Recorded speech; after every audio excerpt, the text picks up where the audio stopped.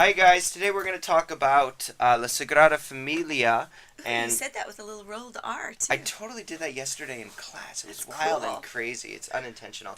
And we're going to focus on two major questions. We're going to focus on question number two, excuse me.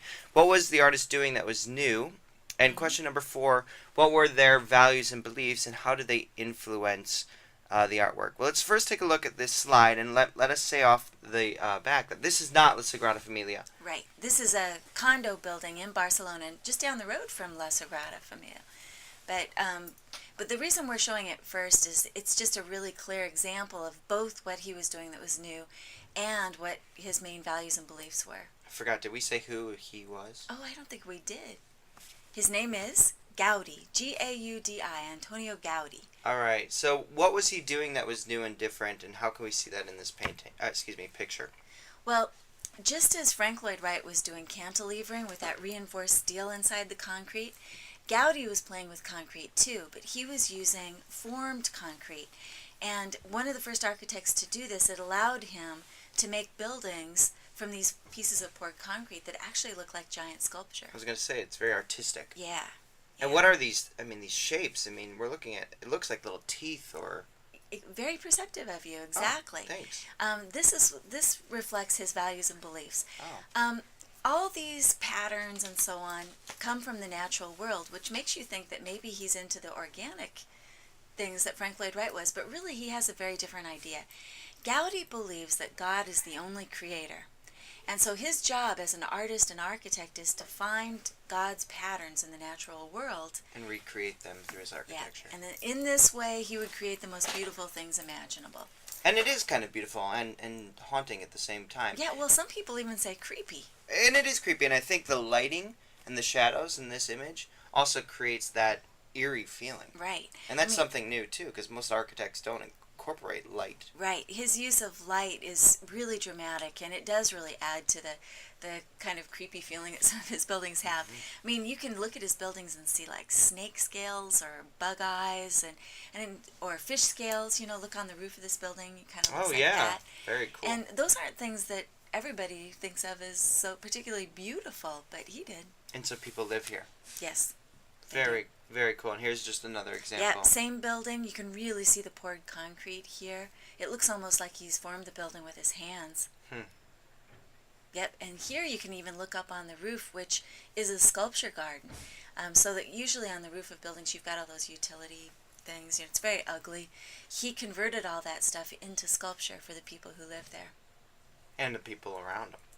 And anybody in a helicopter going by in the sky, yes. That's awesome. So here it is. This is Yeah, a really not so great picture. We really need to replace this slide. Note to self. La Sagrada Familia. But this is a front view of La Sagrada Familia, and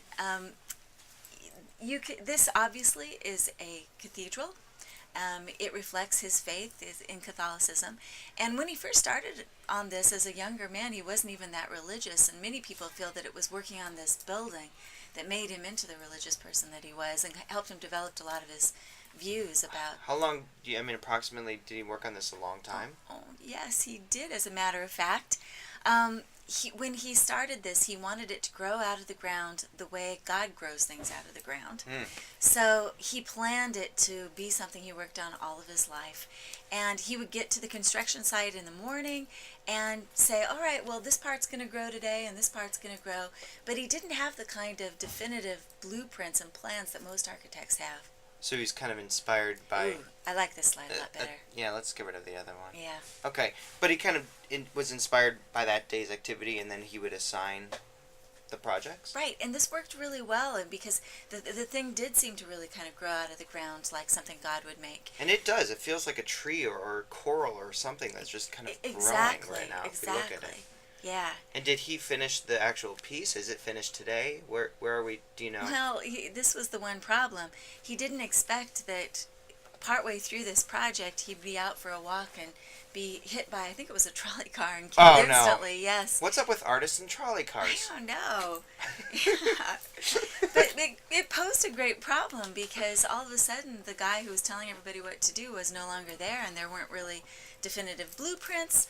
So, but in honor of his original plans, the architects who've worked on this since have continued to let it kind of grow up slowly. And in fact, they are not quite finished to this day. Holy cow! It's just kind of still growing. It's still growing, but it's close to done now. Up and out. And you could tell from all the tour buses that this is a pretty popular Oh stop. my gosh, yeah. It's one of the most popular places in Europe now. You can actually climb up into the tops of those towers. Can you guess why there are 12 towers? The disciples. Yes, you're good. Yes. Whoa! Right. Whew. And here's some close-ups, so you can see kind of that, almost like, it almost looks like something a mud dauber would make, you know, Yeah. those nests that they make. Yeah, Stained glass, beautiful. beautiful. Yeah, this is another entrance, and it has less of that organic feel to it. It's a little bit more traditional. So each of the entrances feels very different in the cathedral. Is that possibly because a different designer was in charge of this? You know, entrance, or- that's a really good question. This is one that they made later. So, yeah, I don't know the answer for sure, but I would not be at all surprised if that were the case. You can see the towers and the walkways between the towers. Yeah. And here's our final slide, and you could kind of see what he was trying to do, Gaudi was trying to do, you know, creating this piece from the ground, growing up, using light, color.